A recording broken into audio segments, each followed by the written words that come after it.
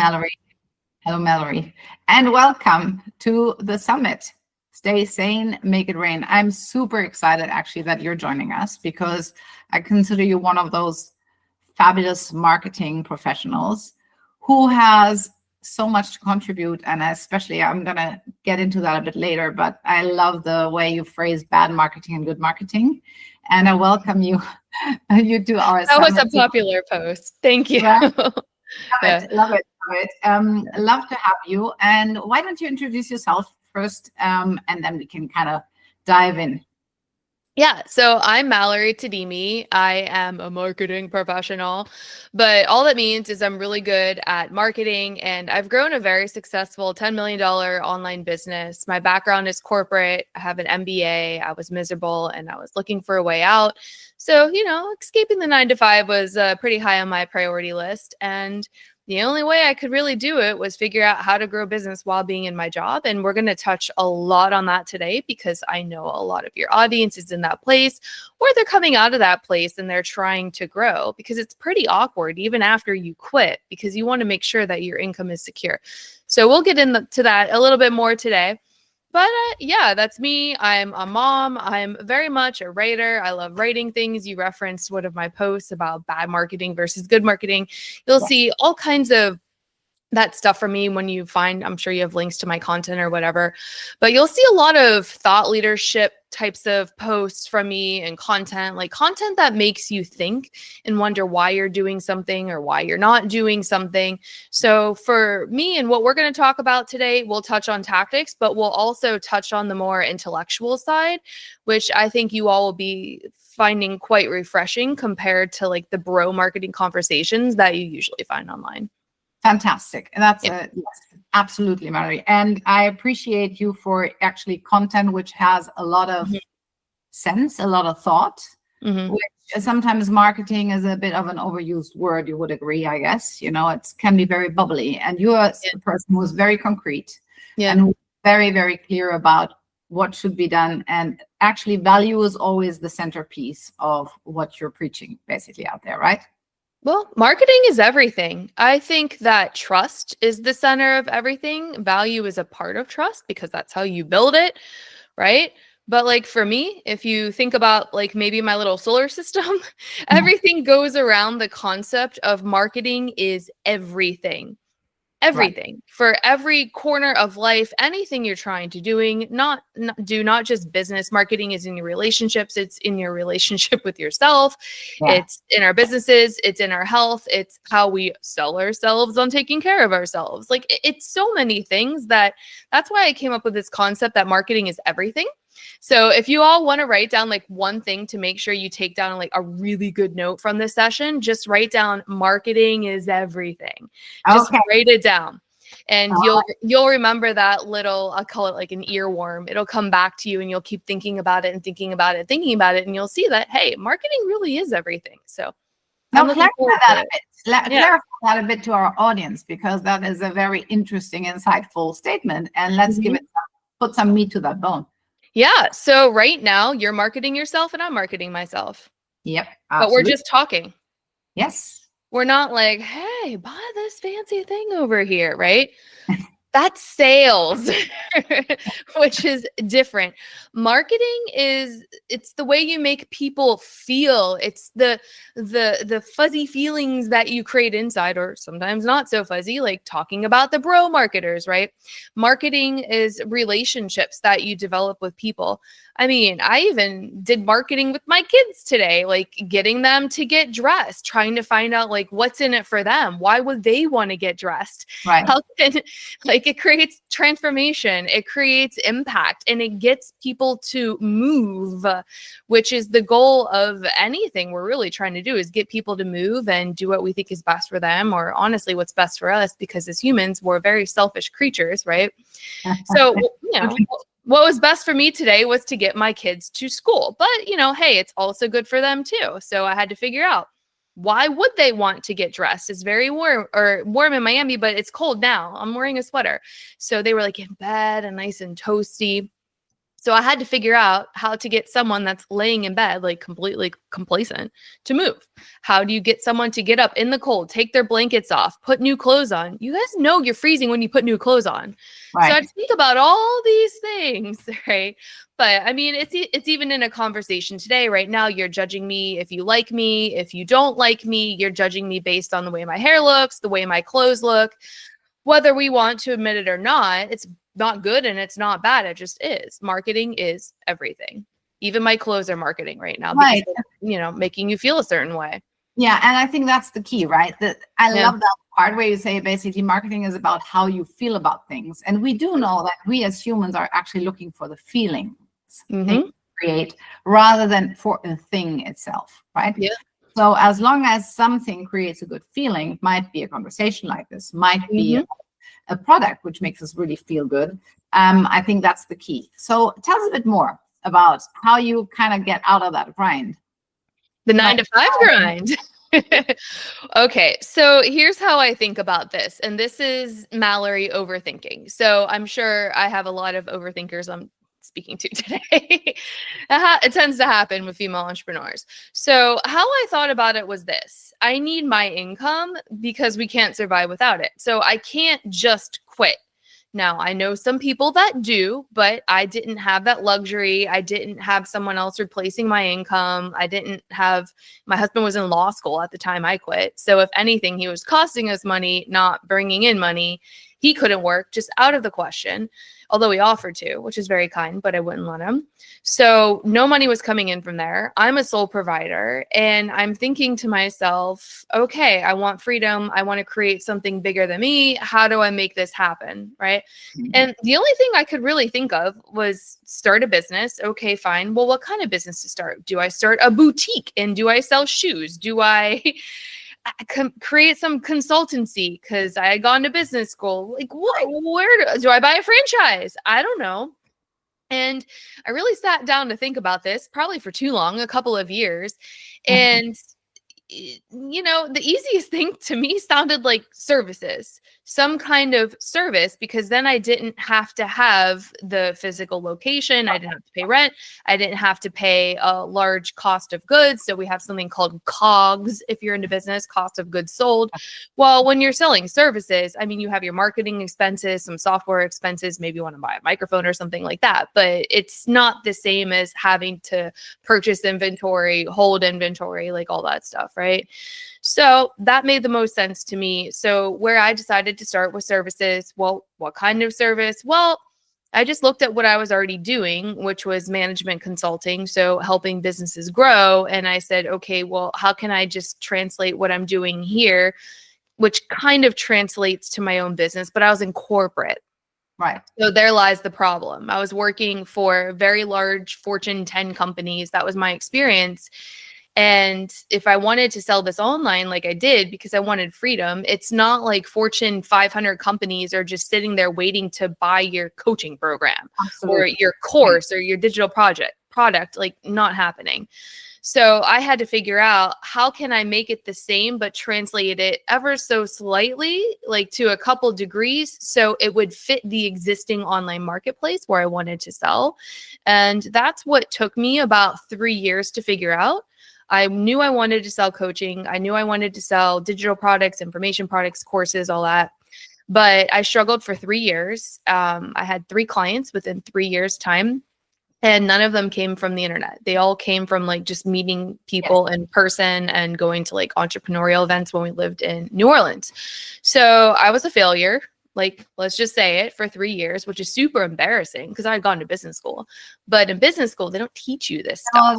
No, they don't. I've gone to business school, have an MBA, same thing. They don't teach that. They just none of it. I mean, maybe now, but when I went to business school, it was like 2012, and back then they didn't. So I don't know now. Maybe I don't know anything, but at least for me, it didn't happen. It was just like more like learning accounting and how to read P&Ls and like balance sheets and all of that. Absolutely. Yeah, one of the most useful things, honestly, I took from business school is big companies use debt to their advantage, where I think the average consumer is terrified of debt.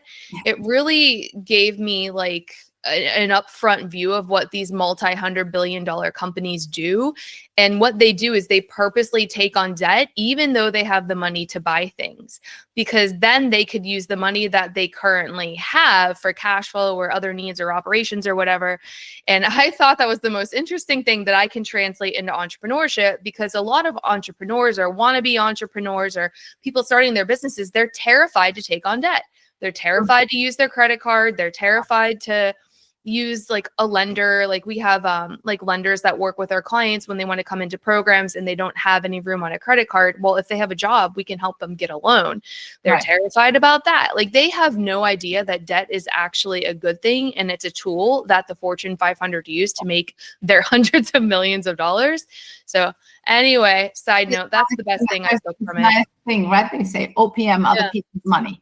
So basically you're taught, right? How useful debt can be, and how useful it can be to actually use other people's money. So in the sense, banks or whatever, to really leverage your business. Yeah, very interesting. Of course. Totally. So, that's the best thing I took out of business school, I think, if you had to ask me like one thing. But really, it was just me figuring out how I can get this business started with as little money as possible. I didn't have $200,000 to go buy into a franchise. I didn't have $200,000 to go buy like a Main Street business like people talk about. Like just going and doing that wasn't going to be an option for me. So that's why I started with services. And I love helping people start with services too, because it's so easy. You could do it while you're in your job. You can't exactly go buy a dry cleaner or something and still be in your job. Like it's gonna be like too much, right? So you want to find something, in my opinion, that you can kind of juggle both for a while. And I think that's the secret to a successful escape, because you still have something paying your bills. So you're not desperate. Like desperate is never a good look for anyone, especially if you're trying to sell something, because it makes you do things that you normally wouldn't do, which will destroy your brand. So that's why I'm an advocate of both. But hey, sometimes people just have a mental breakdown. They quit. I get lots of those clients too. And what we do is we just work from there. Okay, like where are you now? And then we look at like the low hanging fruit. What would be the easiest thing for you to do right now to start to grow? And when you want to start to move into a different field or do something, I don't know, bigger that maybe you don't have education around or known reputation, then we'll get you over there eventually. But okay, I see. And now, obviously, you're a marketing specialist, so you're helping people actually with the one single thing, which is so crucial, which is meaning how to find clients, right? How do I find those customers? So can you give us a bit of insight there? So how you help your clients do that? Yeah. So first of all, we start with messaging, because anyone that comes to your stuff, if the messaging isn't on point, you're screwed. Because if it sounds coachy, or if it sounds esoteric, or basically if it's anything above a second or third grade reading level, as silly as that sounds, because people are scrolling, right? Like it needs to be quick. It's too much. Even a fifth grade reading level is too much. So usually people are kind of like stuck on this like super coachy messaging, which sounds exciting to them, but to the average person who's going to be their client, they just don't even stop. So we work on messaging first. The next thing we work on is traffic and where you're taking this traffic to. So you need a system, some kind of like repeatable system that brings cold people in, like leads, if we want to call them that, but like honestly, they're human souls. So but for marketing purposes, we'll just say leads. So you want to bring cold leads in, because those are new people, and that's where your focus needs to be. If you're focusing on existing clients, we got a problem, because you're never going to grow. So it's really about cold leads. So what are we doing with those cold leads, and how are we getting them into our world? How are we attracting them in? So most of my clients have no following, like almost negative, if that were possible. Right. So where we really start out with that is ads, because there's no way that we are going to be able to meet the expectation some spammy marketer put into your head that you will be a millionaire in 6 weeks or whatever, if we're not growing your traffic in some way. It doesn't have to be followers, but it could be as simple as taking cold traffic over to a landing page where you have like a mini webinar, a VSL, something like that. And just like literally an application to book a call. It could be something as simple as that, but these people have to come from somewhere, because how are they going to land on your page? You have no Absolutely. following. So when you say ads, you're basically talking about Meta ads or, Google ads, things like that? Yeah, so Google owns YouTube, so we could go in that direction too, but YouTube isn't necessarily one of the best for coaching. It's really Meta for selling coaching. Like different platforms are better for different things. If you say Google ads, that Google ads, like as I think of them, are like, hey, I'm a local attorney in Miami. Are you getting divorced? Click here, right? Like Yeah, that's who Google ads are for, not people selling coaching. So we don't use Google ads because of that. But if you just wanted like a cheap little Google ad, like if someone's typing your name or whatever for it to pop up, then sure. Yeah. But we really stick to Meta. TikTok ads haven't proven to be fantastic for what we do. LinkedIn ads have not been proven to be fantastic for what we do. And then what's your other option? Like Snapchat? Are you going to go target a bunch of kids? No. So I mean, so it's pretty much over in Meta, but that's a good thing because Meta has really improved their ad platform over time. I've been running ads. I think my first ad I ran was 2016, so a while. And I've been through the ins and the outs of it. And I would say like 2021, 2022 was really bad for Meta ads. So like if you ran ads in that time and you got a bad taste in your mouth, so did I. Really? It was not good. And I am someone that has made millions and millions and millions of dollars by running ads. So what I noticed in probably like late 2023 into 2024 now, they've adjusted their algorithm in a way that it now incorporates machine learning. So it is so on point. It's scary. Wow. They basically just, in my opinion, because they'll never tell you what they did, but like they made over the algorithm, and like now you don't even need targeting. You can put an ad up and it will find the exact person that it needs to find if you give it enough time. Malorie, that's such a good point, because that would have been my next question. So how do you make sure you actually reach the right target group, right? Because that's some of my clients ask me that, especially those who are a bit new to, still a bit new, because don't forget we're in Europe. So we are not as savvy. This way. We do have it, obviously, right? And it's not a third world, but it's kind of not that savvy. So I get a lot of the questions, or how do we best target, or how do we find our target group on the Meta, right? It's messaging. It's all messaging. There you go. It's changed so much. Now it's like you do have to set it up correctly, because there are very right and wrong ways to set it up. But beyond like making sure you set it up correctly, it's messaging. Right. So when you say messaging, is it, as you said, it can't be too complex, nothing above fifth grade, right? So it has to be short, sweet, and self-explanatory. Is that fair to say? But it can also be long too. I'm someone who is known. I have a reputation for running ads that are like this long. Really? And that's the thing. Sometimes those things outperform short, but then sometimes short outperforms long. It's really like, what are you going for? And what is the purpose of the ad? It's very interesting the way that it works now. So something like a newsletter ad might be short and sweet, but if let's just say I'm running an ad to a landing page that has a mini webinar on it, not even an opt-in anymore, which sounds crazy, but we use a lot of like retargeting strategies that make sure it gets in front of the right person, which makes it more valuable than collecting an email address, actually. So like it's changed a lot, but it's messaging. Like, who are you trying to pull into that? Because do you really want to pull everyone into a landing page that's telling them to book a call? No. But a newsletter, sure, right? But that's another point. So how do you, sometimes people are fearful because Meta is owning the client, right? So you said sometimes it's more useful to not go over email, but just to go over Meta instead. What would you recommend to people? Because I have known a few cases where basically Instagram just decides to close somebody down. Right? Yep. That can happen. So that's a risk, isn't it? Sure, it's always a risk. But at the same time, you can just open a new account. Right. And just let the algorithm go find the same person again, right? Because it's not about these stored audiences anymore like it used to be. I mean, but you got to balance a world that is still slightly archaic. Yes. So I can easily reach millions of people a day with ads. But like, let's just say like these summits and stuff, when I get invited to all these summits and I get invited to a lot, it's all just because they want to use my email list, right? But like in a good way, right? Because you get like more reach, like whatever, it's business, you know?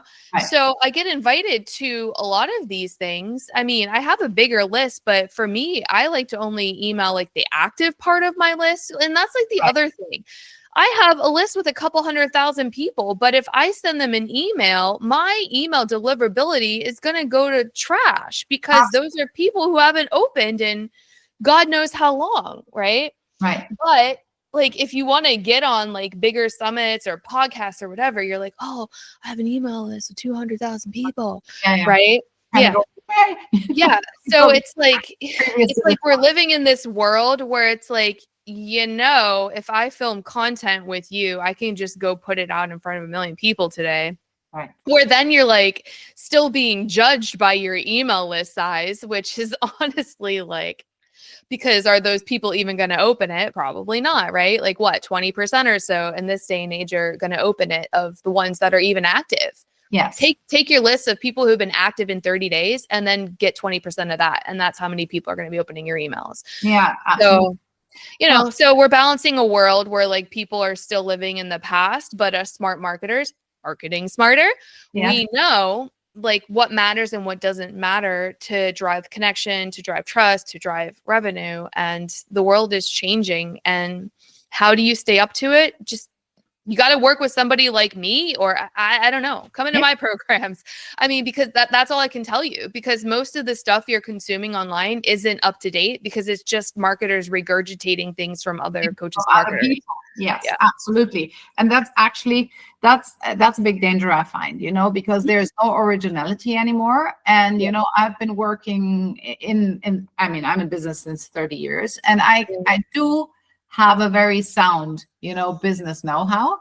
And that kind of transported me into the new world, which actually provides a lot of value, right? Yeah.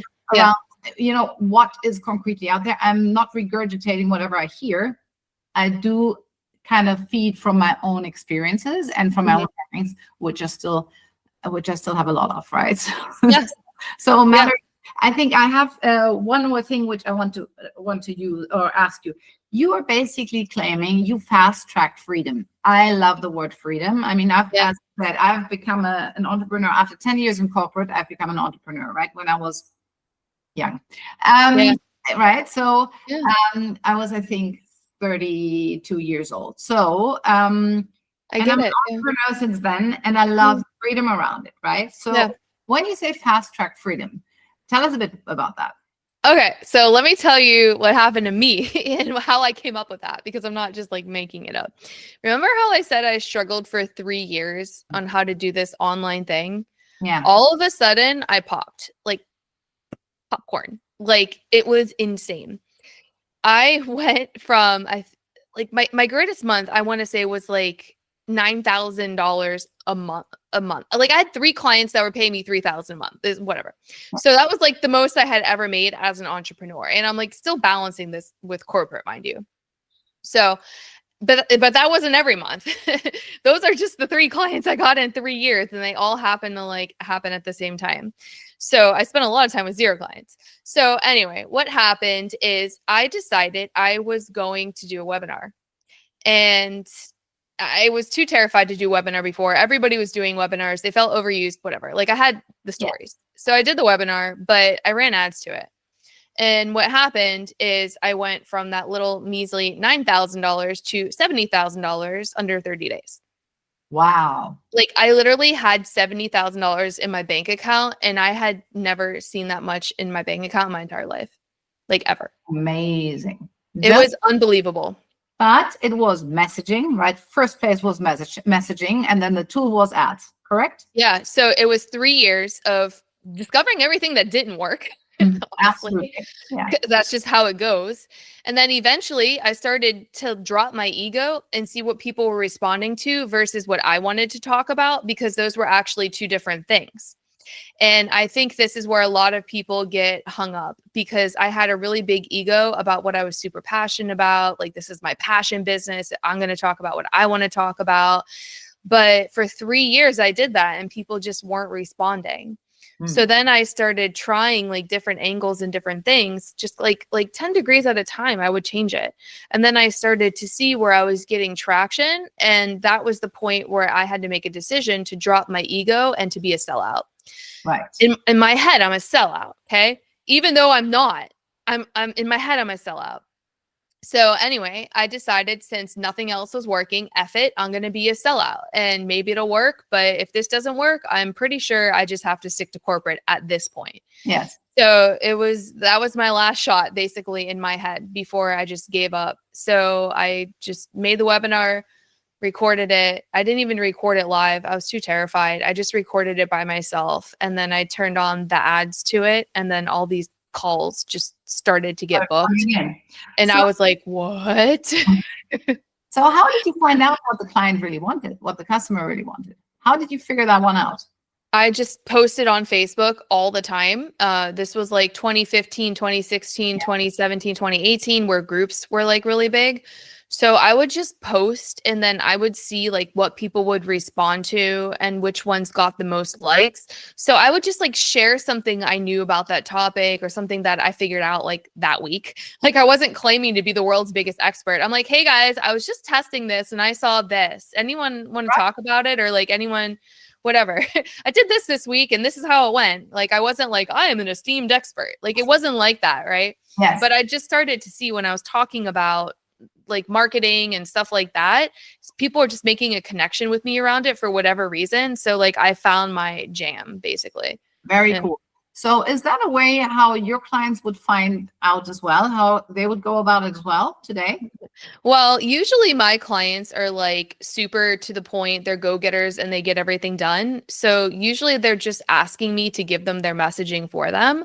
Right. And so it can be controversial, but I just give them like a disclaimer. This is probably not what you were thinking, and I don't want you to feel disappointed. But if you literally want to make it to 6 or 7 figures as fast as possible, I'm going to give you the messaging I feel would work for that. And you can just take what resonates and leave what doesn't. But this is what I feel, just knowing all these thousands of people I've worked with and knowing this coaching space in and out. This is what I know will work for you. But then it becomes like, then they start to wrestle within themselves, the ego, because it wasn't the messaging that they had this like grandiose vision around. Yeah. But the same thing happened to me. So I know that feeling. Yeah. So that's really, really helpful. So Malorie also said you would offer a free gift to the audience. I would like to just maybe make a point on that. So well, people can really profit from that. I find that fantastic. So why don't you say something about it? Yeah, I'm actually giving you all a $500 course of mine. It's called Scale for Coaches. It's 3 hours. It's very thorough. Make sure you have a notebook and make sure you have like a pen and paper. You're going to take, I think the record is like 9 or 10 pages of notes so far. Maybe you'll take more, maybe you'll take less. I don't know. But it's a really popular course that I have. And I just felt like with this crowd, it would suit you all really well, because it takes it from a complete beginner's perspective all the way through like what scale looks like for you and how it would happen. Great, Malorie. Thank you so much. Do you still want to share one tip or trick with the audience, or a message with it? Do you have a message for the audience which like they can take home? Yeah. Well, how about this? You give me your most common question that people ask you about marketing. Oh, good one. Yes. You know it. It's like the question that haunts you. Then it'll be like the best tip or trick for them. I'll give you a tip or trick around it. What is it? Okay. Do you want me to answer as well? Yeah. Like maybe let's just both riff on it for a minute. Yeah. Okay. So the worst question I ever get around marketing is from sales. Yeah. You know what it is? What? Do we really need marketing? Oh my God. That's the worst question, right? And how are you going to build trust and connection and have people find you? Oh my gosh. So what's the answer to that? My answer is always, well, you know, if you're missing marketing, it's like you're eating a raw steak, right? You're missing the barbecue in the middle. because it's not going to taste right. So Yeah. you're preparing, you have to do the marketing piece to make it sellable, to make it feelable, as you say, right? Yeah. My brain, where am I going with this? The tip or trick around this. Okay, I'm just going to tell you all what the real problem is, because I already know, because I deal with this all the time with my clients. Like, they're in my programs, especially clients online, because they know they need marketing. Like, you're not going to join clients online if you don't think you need marketing, right? You know it. But like, usually there's some form of resistance for a reason, and there's going to be, you know, that root cause that you want to get to. Yes. Like, so like, if you tell me I don't want to do marketing, and I'm like, okay, well, why do you have a visibility issue? What happens if people see you? There you go. Right. Okay. So like, the hack is solving that problem. Like, why are you terrified for people to see you? Good one. Yeah. And that is a lot around psychology and self-worth. Yes. What I find, right? So people know a lot of things, but they're not confident to share it. They don't feel worth sharing it. Yeah. Yeah. Right? It's like throwing it out into the abyss, or somebody will see them and then say like, they're not an expert on something. That's also a common answer too. Like, they're not the world's greatest expert, but like I just told you in my story, you don't have to be the world's greatest expert. I'm just like, I was sharing things I was learning that week, right? Like, oh, I did this thing and it terribly failed and it was embarrassing. I'm going to share it with you today so you don't do it too. You know, just like, it can be stuff like that, like bring people on the journey with you. And I think a lot of people think they need to be like 20 chapters ahead, when really you just need to be like 1 chapter ahead of what you're talking about. Like, I was doing it that week and then sharing what I learned that week. Fantastic, Malorie. It can be that close. Thank you. Thank you so much for this interview. It was really eye-opening. Love it. And do you have a lot of females you're helping? Mostly females? Yes. You know, it's attraction marketing. Like attracts like. I have definitely run campaigns to men, but I have a huge conversion problem when it comes to men. I get a bunch of likes, a bunch of clicks, a bunch of little DMs, you know, but who is it that actually buys? The women. Interesting. Right. Yes. Right. So you would say they're more coachable, right? Well, I think men can be coachable too, but I think the hilarious part is women are bigger action takers. That is a good point. Yes. I always say in general is what I'm finding. To my mentees, I always say, you know, the decision is great, but you have to take a first action step. And I see that a lot too. The women go, okay, I did start with A, now I will do B, right? Whereas the men go find a lot of reasons why they kind of push out this taking action step. It's amazing. It's very interesting. I've done thousands of sales calls over the years. And if I really think about the calls that I've done with men, it's always like, yeah, I want to do it. And then they never do it. Like, if I had to generalize, but then the woman's like, I'm terrified. And then she just jumps. Yeah. And she goes, 1, 2, 3, let's do this, right? Very rarely do I see a man do that. Very rarely. So I just literally stopped putting campaigns in front of them, like for paid advertising, whatever, if they find me organically. But like, what's the point? I'm going to spend money on people who aren't buying from me. It's very interesting. Yeah. So to all the female entrepreneurs and those men who are really open, right? So thank you so exactly. much. Thank you so much for your time. It was phenomenal to have you. And I'm sure a lot of our audience will actually profit from what you shared today. And absolutely, you created massive value and did some great messaging. Thank you so much. Absolutely. Yeah, I'll see you guys on social. Bye. See you soon. Bye.